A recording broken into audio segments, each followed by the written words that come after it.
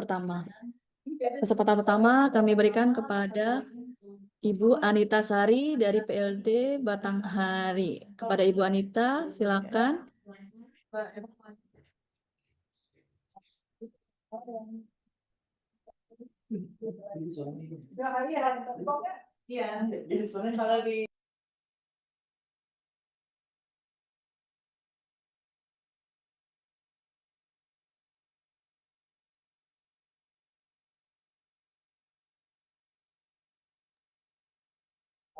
Kepada Ibu Anita, dipersilakan.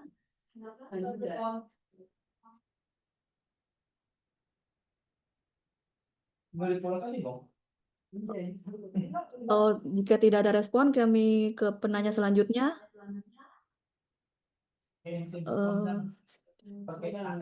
Bapak Sudirman dari BUMDes Mamayang Mangurai, kami persilakan.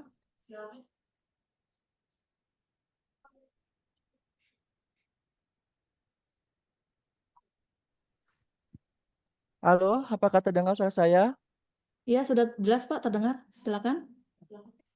Iya, izin Bapak Ibu, kami dari BUMDes Mamayang Mangurai dan kebetulan kita lagi Zoom bareng di sini bersama BUMDes dan BUMDesmas Kecamatan Bram Hitam. Apa yang disampaikan Pak Asari tadi emang benar, itu kebanyakan permasalahan seperti di tempat kami, PAD desanya itu kebanyakan minus gitu. Memang kenyataannya memang tidak ada kegiatan. Yang kedua, masalah penyertaan modal. Penyertaan modal desanya itu apakah dihitung dari berdirinya BUMDes atau setelah BUMDesnya, kan ada beberapa BUMDes ini kan ibarat itu mati suri di kegiatan, terus ada pengurusan baru di tahun 2021, 2022 sampai 2024. Apakah di 2002 saja sampai 2025 gitu. Karena kita untuk menyiasatin di tahun bawah 2022 itu nggak ketemu lagi administrasinya seperti itu. Itu dua pertanyaan dari kami. Terima kasih tim. Baik, terima kasih Bapak Sudirman. Selanjutnya kepada Bapak atau Ibu Febri Armi dari BUMDesma JMM Rambah Hilir. Kami persilakan. Baik, terima kasih Ibu telah memberikan kesempatan pada kami untuk menyampaikan atau bertanya di dalam Zoom meeting ini. Baik, saya Febri dari BUMDesma Jaya Maju Mandiri, Kecamatan Rambah Hilir, Kabupaten Rokan Hulu, Provinsi Riau. Begini, terkait dengan penyetoran PADes sebagai pendapatan dari hasil laba itu apabila di dalam kesepakatan musyawarah MAD ini diarahkan kepada dana sosial, apakah itu sudah termasuk ke dalam bentuk kita memasukkan ke dalam PADes atau belum, atau mungkin karena selama ini kami menyepakati dengan beberapa desa yang tergabung di dalam BUMDesma kita menyatakan bahwasannya kita menyampaikan atau menyalurkan dana untuk PADes itu kepada anak yatim di seluruh desa-desa peserta dari BUMDesma ini. Nah, itu apakah sudah termasuk ke dalam PADesnya atau memang kita perlu mencantumkan sebagaimana seharusnya menurut di PADes itu sendiri? Karena kita LKD di sini, kalau kita LKD, permodalan yang diperuntukkan untuk PADes itu disepakati memang bukan dari modal yang dari PNPM atau UED dulu, Bu, gitu kira-kira. Terima kasih. Demikian, Assalamualaikum warahmatullahi wabarakatuh. Baik, terima kasih Bapak Febri. Satu lagi dari Ibu Renda Susanti dari Bumnak Madani Lubuk Malako, silakan. Baik, terima kasih kepada Ibu yang telah memberikan saya kesempatan. Di sini saya merupakan staf dari Bumnak Madani Lubuk Malako, Kecamatan Sanjuan, Kabupaten Solok Selatan, Provinsi Sumatera Barat. Di sini saya ingin menanyakan terkait kami telah melakukan sebanyak 3 kali revisi dalam pengisian data, dan di sini saya ingin menanyakan apakah jumlah revisi itu akan mempengaruhi pada nilai skor kami nantinya, Bu. Dan juga di sini kan kami ada lagi nih revisi dari pusat sebanyak 3 indikator yang harus kami perbaiki lagi, Bu. Nah, ketika saya nanti memperbaikinya lagi, Bu, apakah itu kan ini saat ini udah keluar skor sementaranya, Bu, apa itu akan memungkinkan untuk lebih naik lagi skornya atau memang sudah seperti itu Bu, untuk skornya? Apakah mempengaruhi revisi atau tidak revisinya begitu Bu? Terima kasih Bu. Baik, terima kasih Ibu Renda.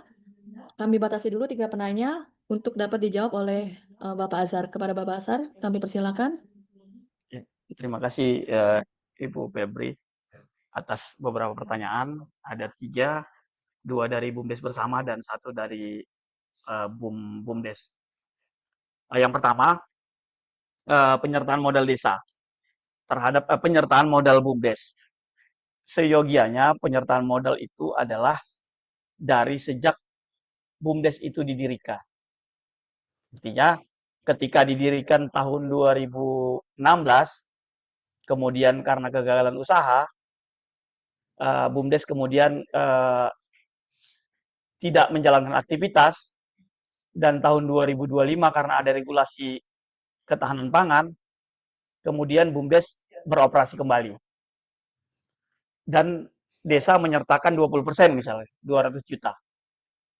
Sebagai modal, akumulasi modal yang dihitung adalah modal sejak BUMDes didirikan, yaitu sejak tahun 2016. Bukan dari 2025 misalnya ketika dia diaktifkan kembali. Bagaimana kemudian datanya ditemukan? Kami tetap berpikir karena penyertaan modal desa ini, penyertaan BUMDes ini umumnya dari penyertaan modal desa, seharusnya masih bisa ditelusuri Bapak Ibu. Jadi ditelusuri saja penyertaan modal dari desa itu dalam APBD sudah berapa, masih memungkinkan untuk ditelusuri misalnya. Nah, seperti itu Pak, untuk penyertaan modal. Adapun kebijakan, ada diskresi seperti apa nanti mungkin bisa ditambahkan Pak Nasir atau Pak Galumbang untuk kasus-kasus seperti itu. Yang kedua, dari Bapak Febri yaitu BUMDes Majaya Mandiri dari Rokan Hulu.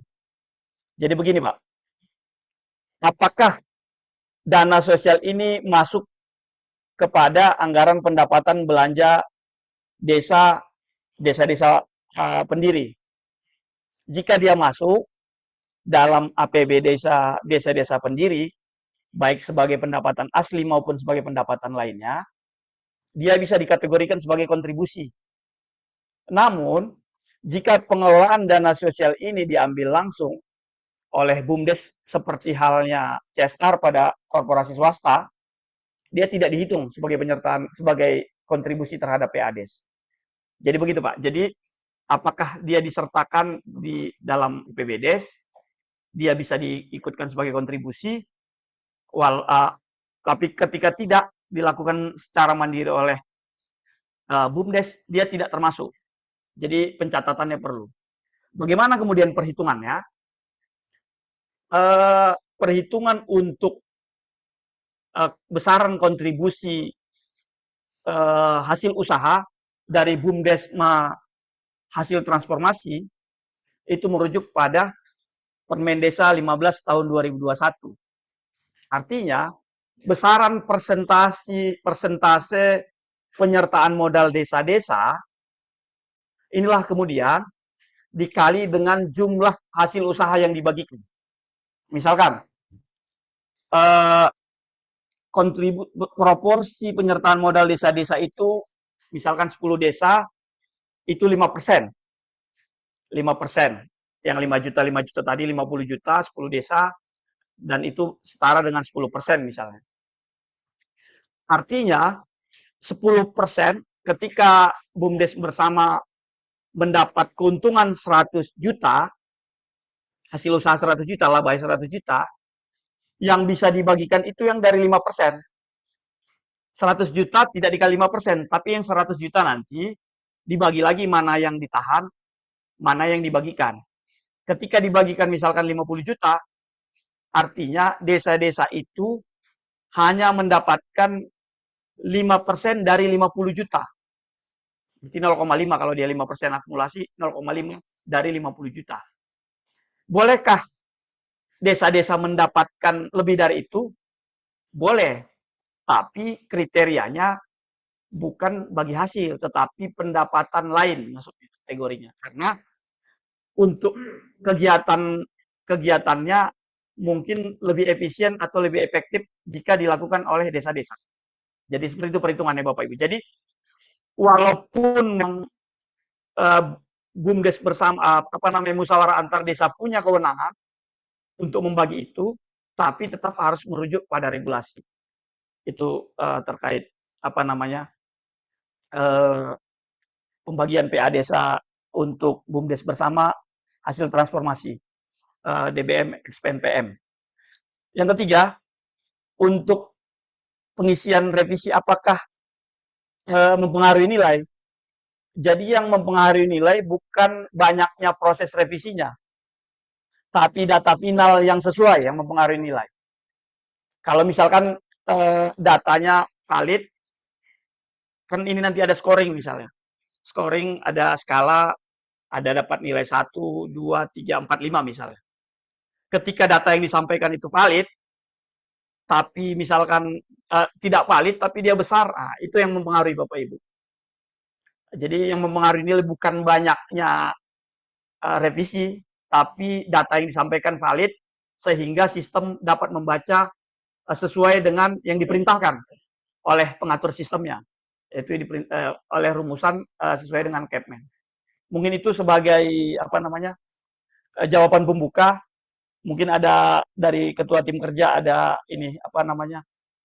ada tambahan, kami persilakan. Oh ya, cukup dari ketua tim kerja, kami kembalikan kepada Ibu Pebi. Terima kasih Bapak Azhar atas jawabannya. Selanjutnya kita buka 3 penanya lagi.